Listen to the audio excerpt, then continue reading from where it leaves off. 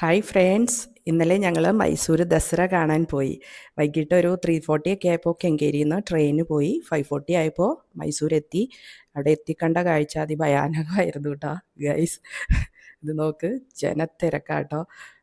എസ്കലേറ്ററൊക്കെ സ്റ്റക്കായി പോകുമെന്ന് തോന്നിപ്പോകും, അങ്ങനെ തിരക്കായിരുന്നു. അത് ബാംഗ്ലൂരിൽ വർക്ക് ചെയ്യണതും മൈസൂർ നേറ്റീവായിട്ടുള്ള ആളുകളുടെ വെക്കേഷൻ യാത്രയും പിന്നെ ദസറ കാണാനുള്ള ആളുകളുടെ തിരക്കൊക്കെ ആട്ടോ ഇത്.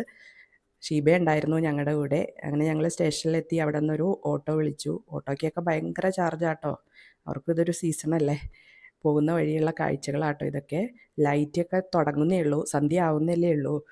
അവിടെ ഒരു ഡബിൾ ഡക്കർ ബസ് കണ്ടു, ഇതാ നോക്ക്. പക്ഷെ അത് ബസ്സല്ല, റെസ്റ്റോറൻ്റ് ആയിരുന്നു ഗൈസ്. ഇത് എൻട്രൻസ് ആണ് പാലസിലെ എൻട്രൻസിൻ്റെ അവിടെ നിന്ന് തുടങ്ങി അങ്ങനെ ലൈറ്റിംഗ് ആണ്.